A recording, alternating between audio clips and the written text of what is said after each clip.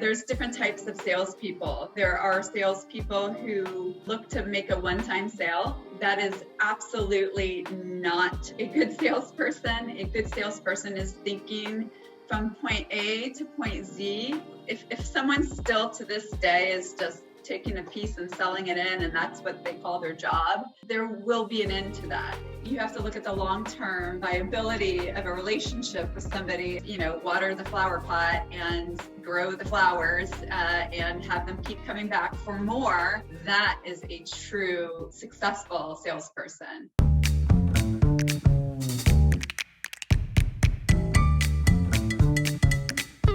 So today I'm with Kendra Bridelle. She has had many years, over 22 years in the business.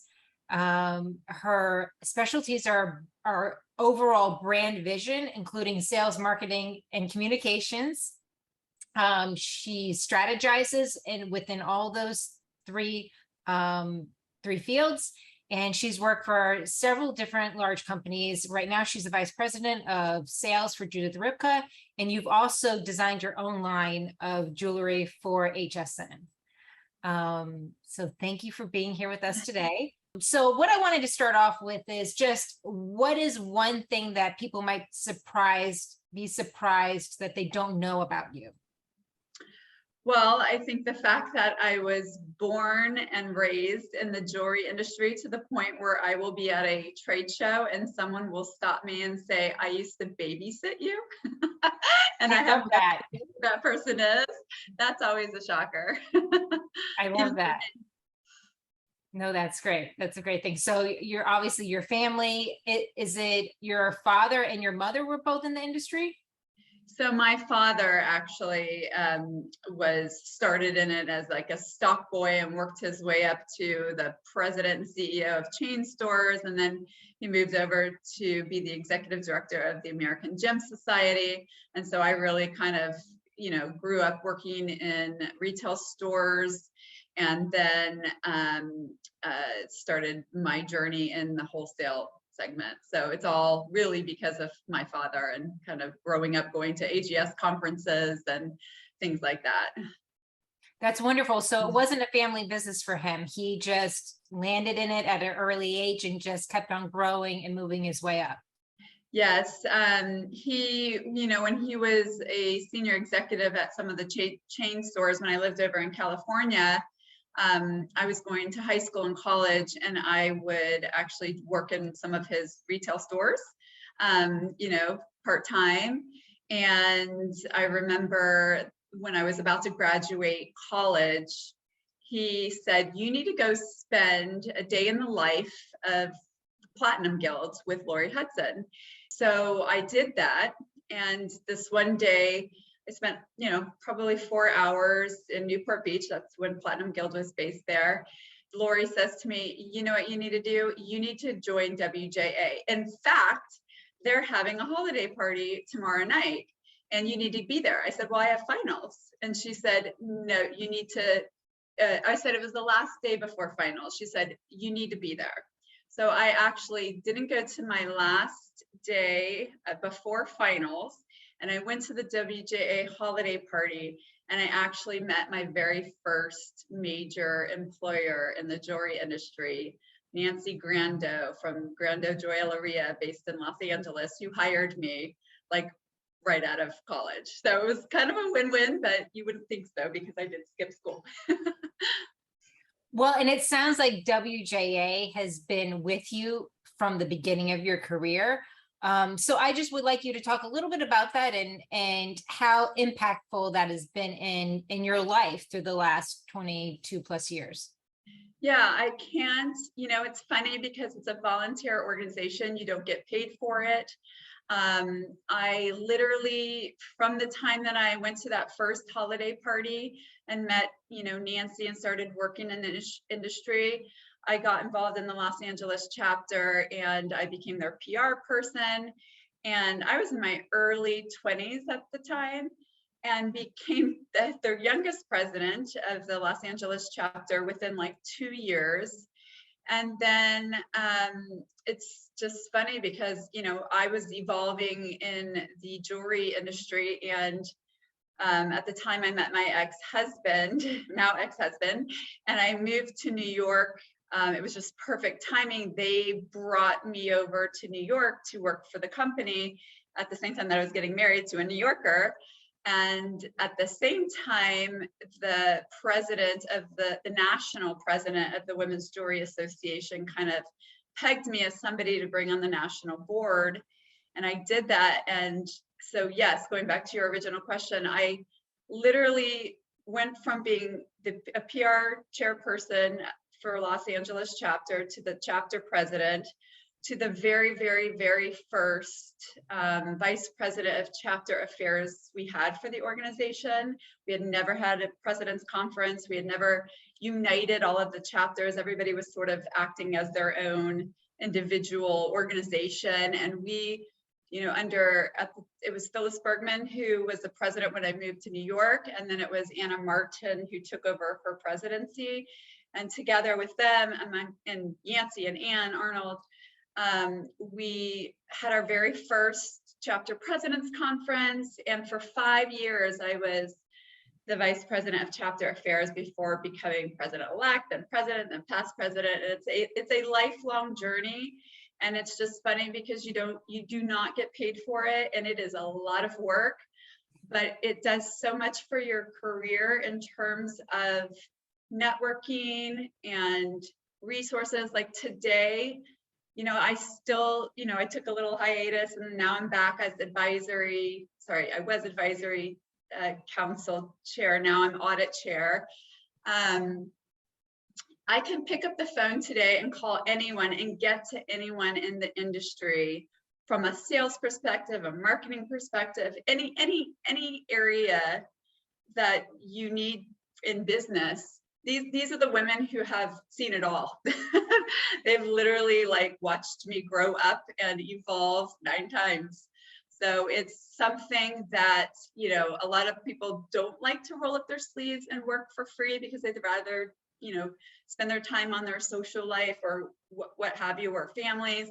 But for me and for a lot of these women who are still involved today, we didn't do that. We did the career path, and it's something that you can't pay for. And it's honestly, it was almost better than college. Don't quote me on that. And I wouldn't take a minute's worth of hard work back at all. Wonderful. Well, moving into another kind of offshoot of that, of the WJA, is that, yes, the WJA also runs a very large mentorship program where they'll pair a mentor with a mentee. And so what I would like to know is who was your most important and integral professional mentor that you have worked with? So that is a very, very difficult question because there's not just one. And they actually pivoted throughout my 9 lives in the industry. I would say in the beginning, when I first started, it was back and forth between Phyllis Bergman and Anna Martin. I would say that when I really got involved with the national board, it was Anna Martin because she was the president and I was the vice president of chapter affairs. And I just really had a bond with her. She was running a Standard Chartered Bank at the time.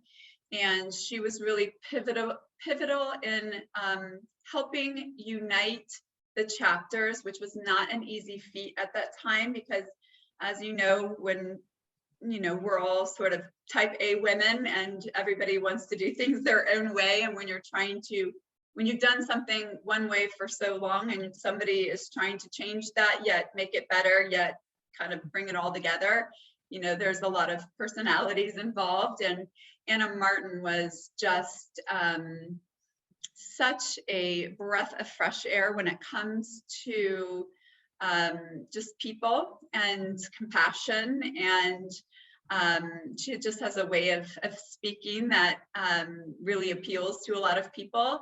And so she was my mentor for many, many, many years. And then I think it pivoted to Phyllis, and today I'm really close with Phyllis.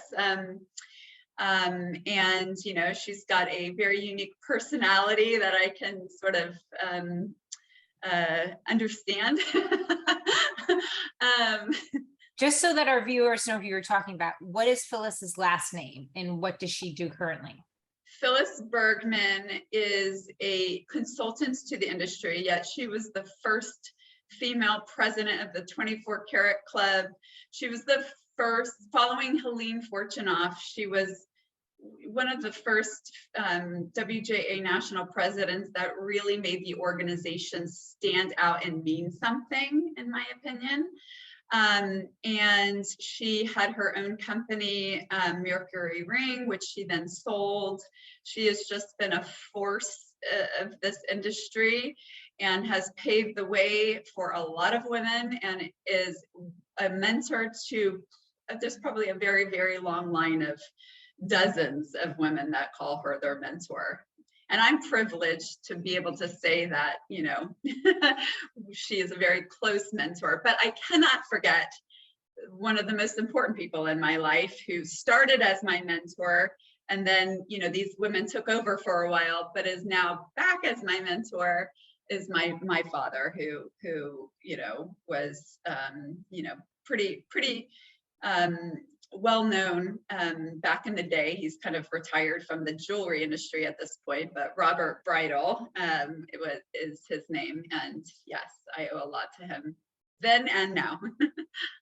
Well, that's wonderful. I think that's great that you're able to, that you've had different mentors throughout the different stages of your career. And I'm sure it's like, you know, bittersweet that you and your father are able to connect that way as well.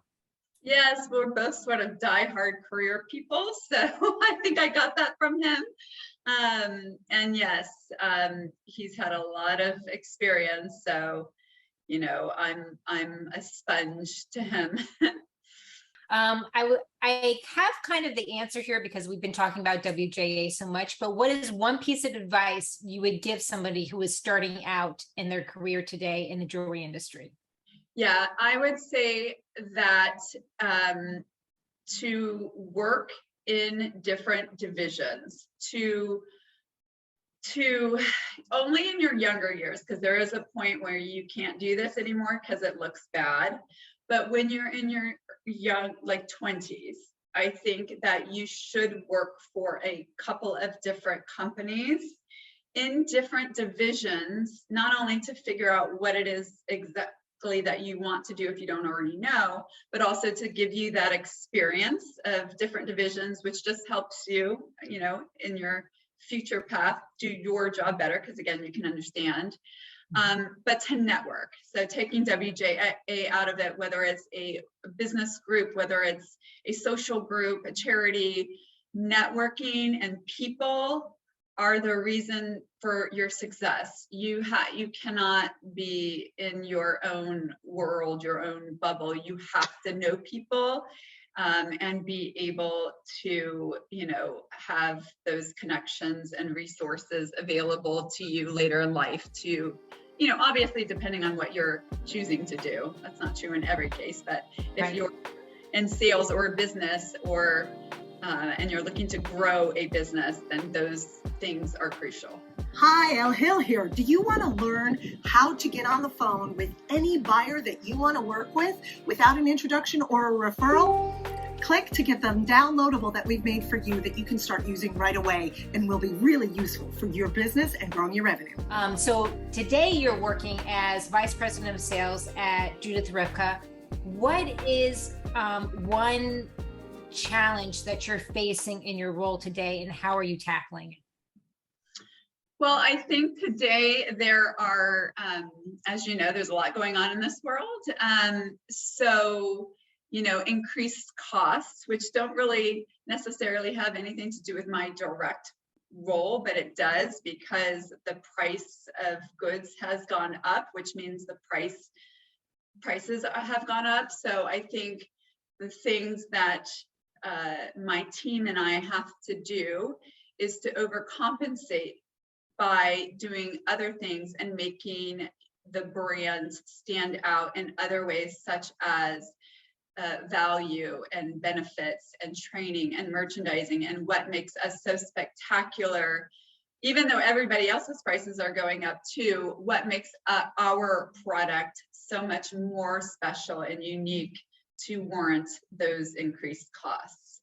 And I think that's something that we do well, but it is a constant challenge because we obviously can't control the war in Ukraine. We can't control gas prices. We can't control a lot of things that do affect what we do on a day-to-day basis. If you have any examples of how are you doing that with your customers today? How are you showing them the value and what they're going to get for your product? Any product that they're purchasing, whether it's an earring, a bracelet, a necklace. Yeah, so this is something that we do well. I'm the VP of sales, but I still consider myself a salesperson. And, there's different types of salespeople. There are salespeople who, look to make a one-time sale. And I kind of refer to those people as like used car salespeople.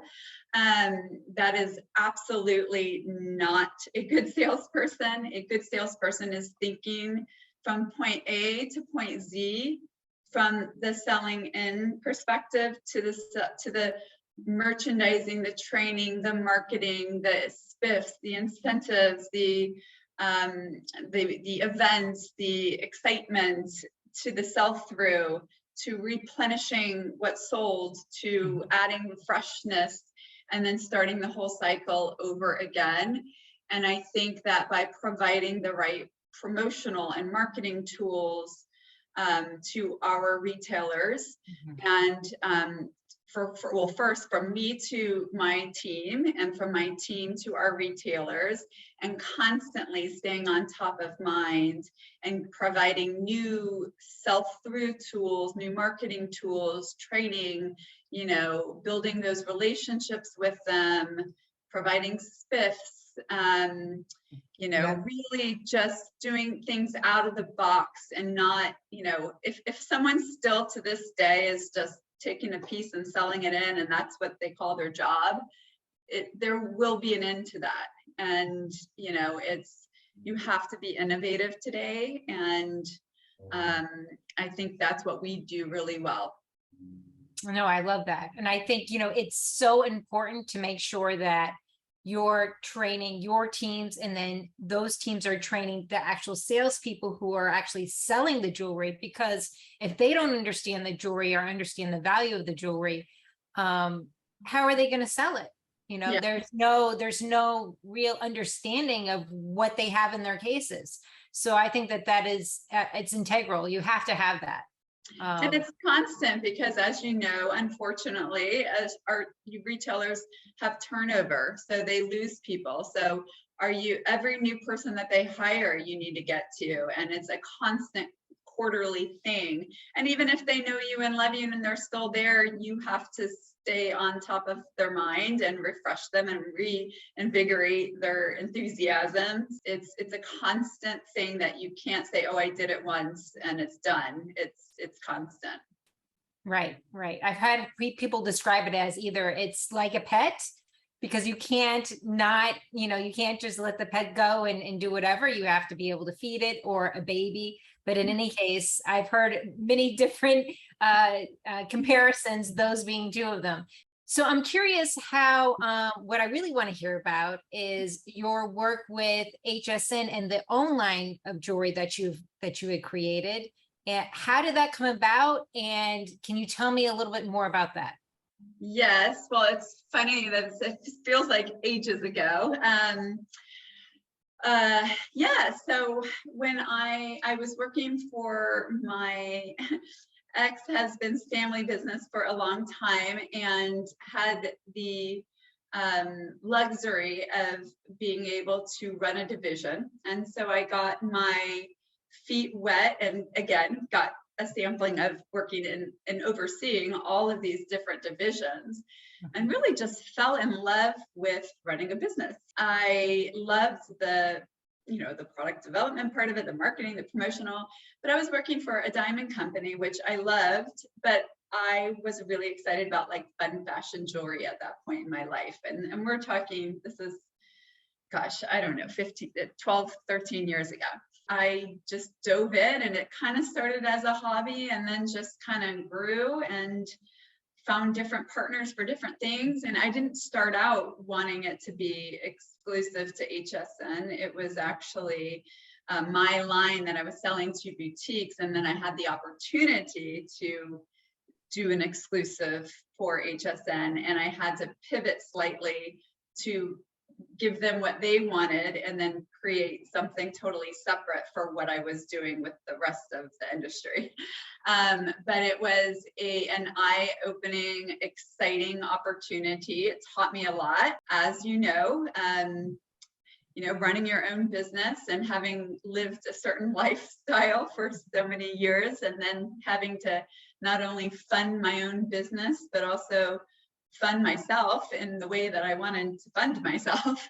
It was, for me, time to sort of get back into the career aspect, doing what I can do in my sleep. And that is why it was a very heartbreaking, challenging decision to make. But for me at that point in my life, it was the right one. Wow, that sounds, it's very parallel to my experiences in the past. So yes, I totally understand that. And running your own business and having done that, you just have such a different perspective, leaving that and then working for other companies in a good way. And I think it gives you just so much more background and information that somebody who has never had their own business or understood what those struggles can be would ever understand. It's funny that, we talk about this all the time. I mean, you have, in my opinion, and there's no right or wrong type of individual, but there are people that are really like very successful at analyzing data and running big successful businesses that sort of turn their own wheels. Mm-hmm. And then there's a completely different skill set to actually have an entrepreneur, oh my goodness gracious, entrepreneurial sort of mindset and skill set to be able to pivot and be resilient and roll up your sleeves and do what needs to be done in a very efficient way. And it's funny because the first type of company probably wouldn't like that skill set to be in certain roles. And there are some companies that is instrumental to the success of the individuals that they have, that it's a necessity. So it's, I think it's a valuable, asset in an employee. And yes, you can roll with the punches and pivot and be resilient and figure out a way through COVID. And this is easy breezy stuff. What's next? Right. Yeah. So in your current position, what is a common myth about your job? Something that everybody just assumes that this is how it is, when really it's not like that at all. Yeah, I mean, I kind of touched on this earlier. I would say, that salespeople are, a lot of people just think of salespeople as just looking out for, padding orders and just they're all about the sale. I disagree with that wholeheartedly. And yes, there probably are people like that. But I, again, think that is the most ineffective type of salesperson, because you have to look at the long-term viability of a relationship with somebody. And if you're going to make a one-time sale, then that's it. If you're going to look at what is going to help grow their business, and yes, water the flower pot and grow the flowers and have them keep coming back for more, that is a truly, successful salesperson. Having the bigger picture, being able to see the bigger picture. If you're just in this funnel, this tunnel, you're not going to be able to grow and get to that next step. Absolutely. Yes. And a lot of people just assume that everyone is the one way, and that's not the case. Right. Yes. Yes. No, I agree with that. Now, I don't know if you'll have an answer to this question. I'm going to go ahead and ask it. Okay. Is there one thing about your job that you're currently doing that nobody agrees with you about? I can't say that nobody agrees with me, but I can say that it's a struggle, probably at most companies. I think that consistency is key. And you have to try things to know if they're going to be successful, but you can't try things once, twice, sometimes even a third time. You have to keep going, and it's most likely going to start working the sixth, the seventh, the eighth time. And it's, too many people, I think, one and done. They tried it, didn't work, or they tried it before, it didn't work. No, timing is everything, consistency is everything, and staying the course. And I think that is important, very important. Now, you talked about this a little bit in the beginning of our talk. Did you always want to work in the jewelry industry, or did you just kind of fall into it because, your father, that's what he did, and you just started working there? Or did it just kind of like organically happen? Yeah, I was actually the opposite. I said I was not going to go into the jewelry industry, and my brother said he was, and we flipped. He's not in it, and I organically, it's like once you get into the jewelry industry, you can't get out. That is both a good thing and a bad thing all at the same time. Right. But yes, it happens organically, and then it's like, you've put through so many years into it that you can't replicate it in another industry at this age. Like you have too many years and relationships and networks built up that's like worth so much, unless you're willing to take a major pay cut, which I'm not. I understand that. So now I'm going to go into, when do you feel like you're the most productive? I assume that in your position, you're going a million miles a minute, and you've got many different objectives or different work streams that you're working on all at the same time. So how does your day look, and when are you the most productive? Yes. So this is an interesting question, because as a VP of sales, you are always on call. People are different time zones. I've got a team of 5, I've got retailers, I've got, a lot going on. But I used to be horrible at, balancing and managing my time and balancing my life.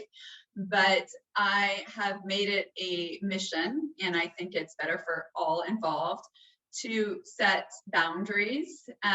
So I get up at 6:30. I have to commute to the city. I walk in the door at 8:45 a.m. every morning. And from the time I sit down until the time I walk out the door, which is usually like 5:15 p.m., I power through my work. A lot of people, they handle their personal stuff, they make personal calls, they schmooze, they do this, they do that. And there's nothing wrong with that. It's just not the way that I choose to manage my day, because I probably accomplish, not to, toot my own horn, but I probably accomplish more in that 9 to 5 period than the average individual. And I'm not going to say that when I walk out the door, I don't answer emails or calls, or, and I do. But I want to have a balanced life, and I want to go to the gym, and I want to see my friends. But it's okay, because I accomplished so much during that time that I made up for it. So in terms of, what is the most productive part of my day, I would usually say early morning, when no one else, when it's quiet. I'm in sales, so we're constantly presenting. Like today, I think I've had by the end of the day, it'll be like 7 meetings.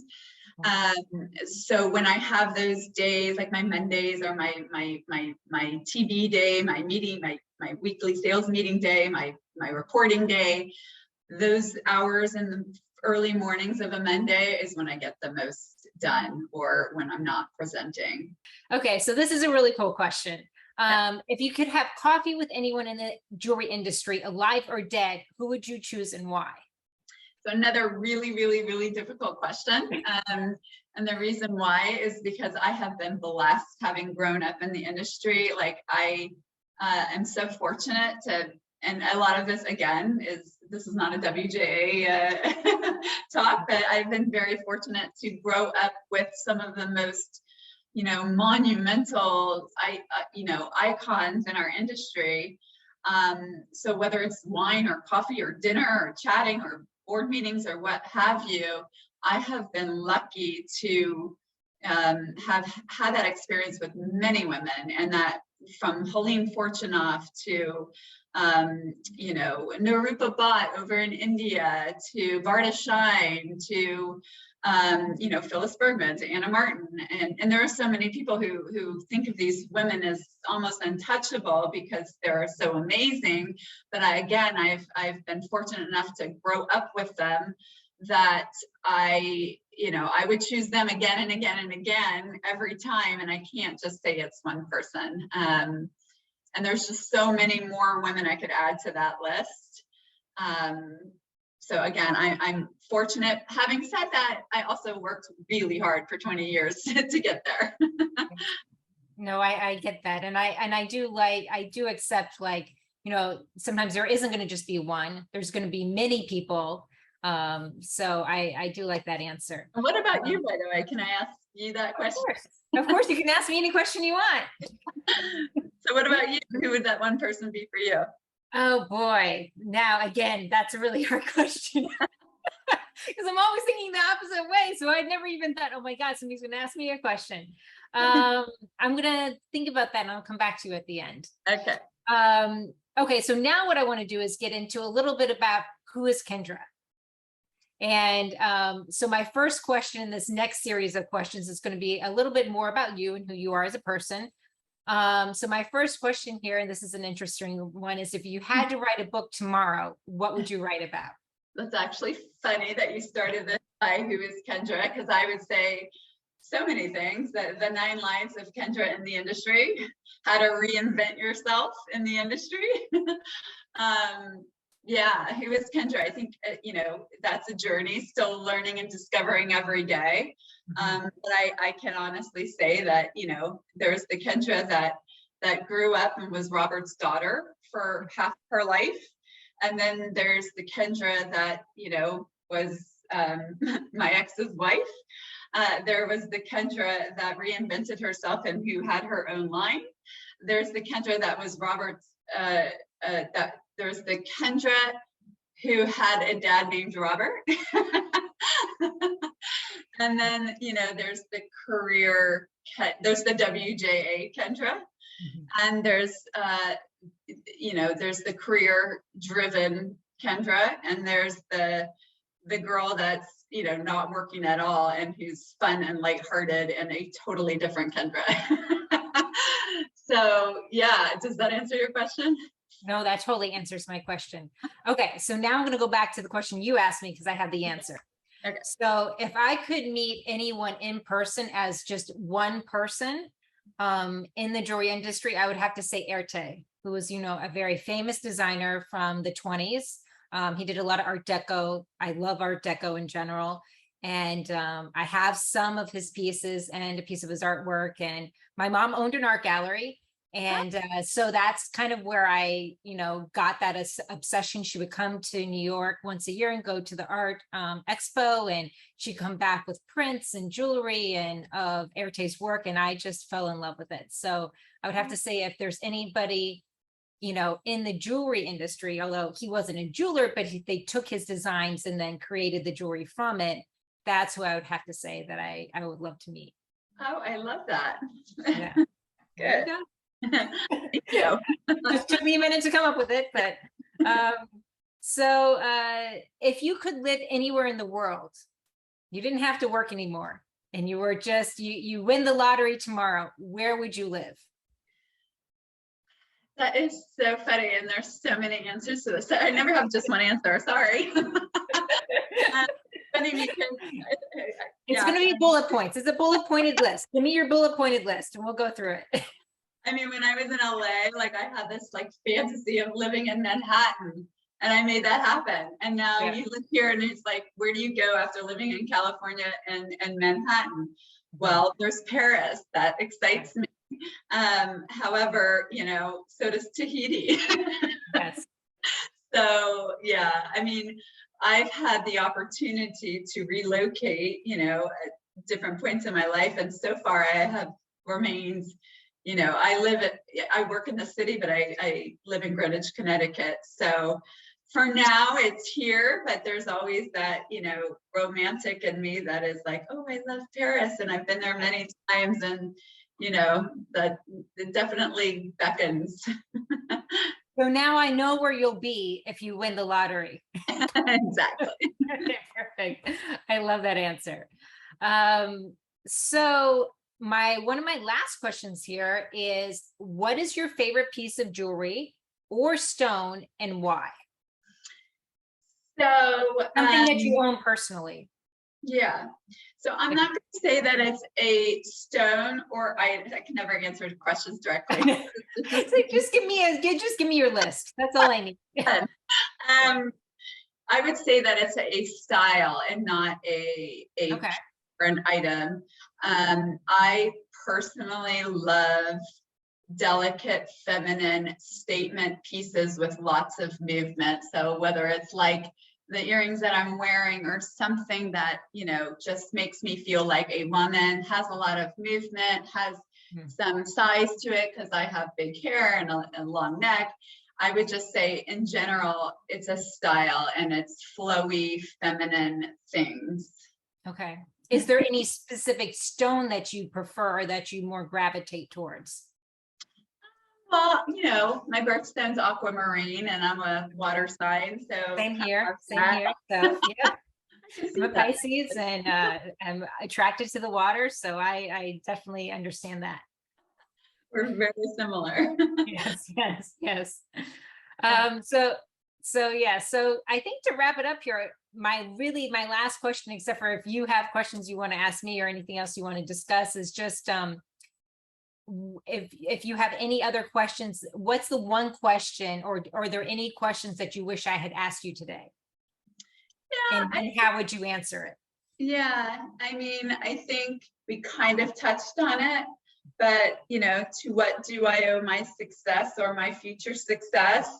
And again, it's tough because I don't want to sound like this is a WJA infomercial, but it's like I can't even, and I'm not even as involved anymore. And I think the beauty of this organization is the fact that you do so much for it, and it is, you're not getting paid for it. It's something that you take away personally.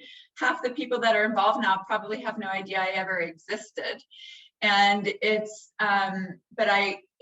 it's something that has brought me tremendous success in so many different ways. And again, we said it earlier, but personally, professionally, career-wise, it's been something that I highly recommend to anyone in the jewelry industry, whether you're a guy or a girl, to get involved with, because it's just pretty powerful. Yes, no, I completely agree. I joined WJA in the early 2000s when I had my own company.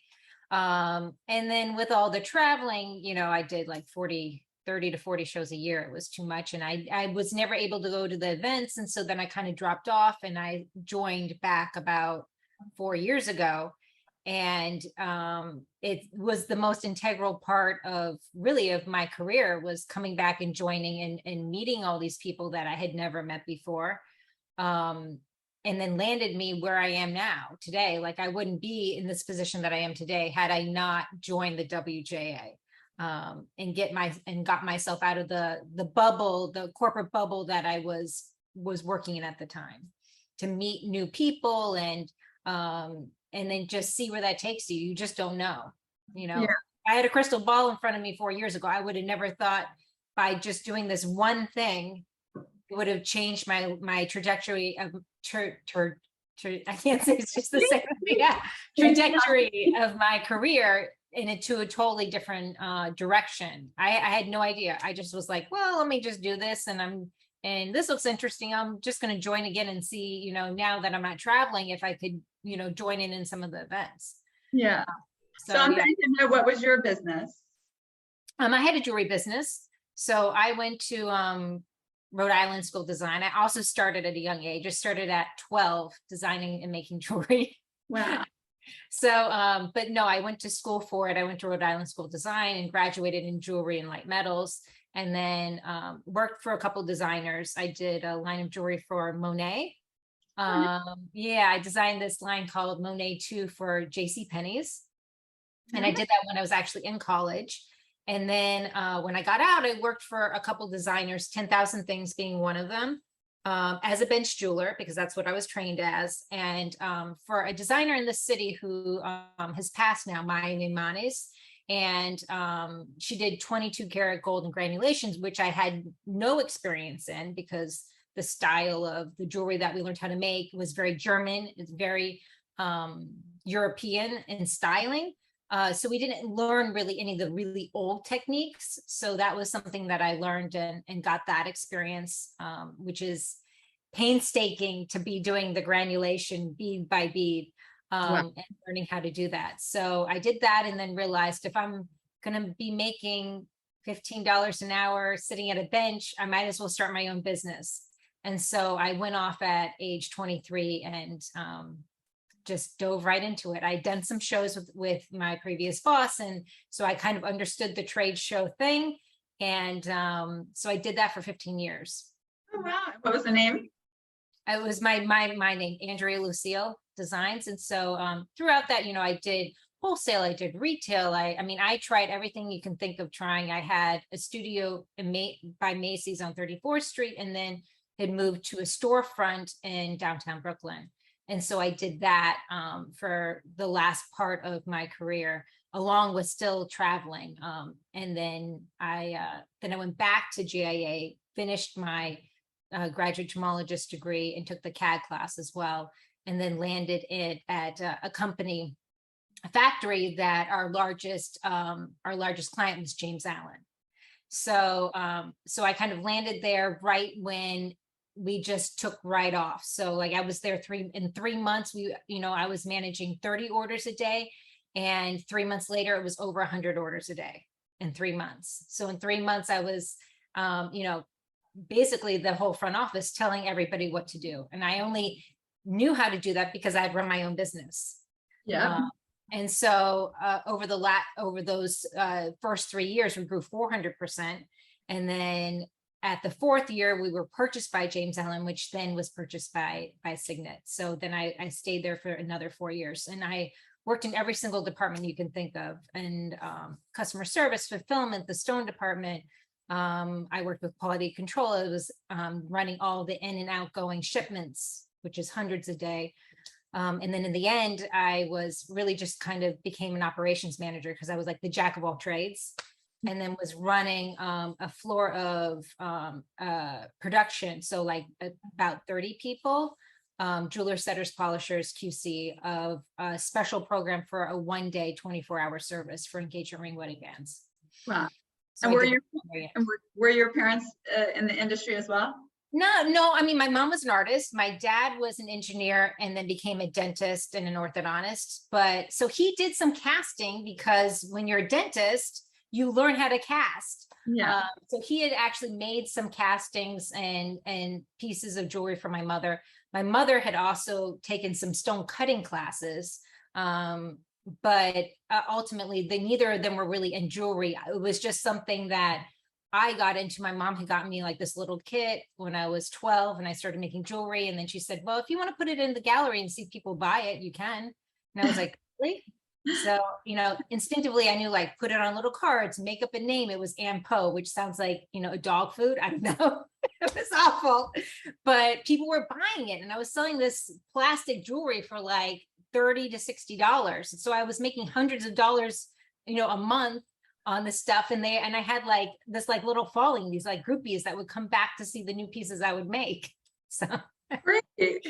I love Yeah. And then once I got into high school, then that's when I started working for a real bench jeweler and actually making, real jewelry. So I don't know, it's been with me my whole life.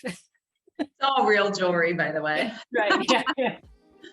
Yeah. So anyway, that's my life there. So, and now I've been at Phil & Co for about a year. So yeah, that's it. Wonderful. Well, thank you so much for taking your time to do this with me today. I really appreciate it. I had no idea where this conversation was going, but I've definitely learned a lot about you, which is when I ask a question, I'm going to get a list of items. And I love that. There's not just one answer. Well, thank you so much. It was really such a pleasure, and thank you for spending the time and doing this with me today. If you like that video, you're going to love the next one. It's full of our expertise and tips on diamonds, gemstones, and jewelry, growing your top line revenue, and business strategy. Just click on the link, subscribe, and hit the bell button so that you'll be notified of our next videos, and give us a like. Bye for now.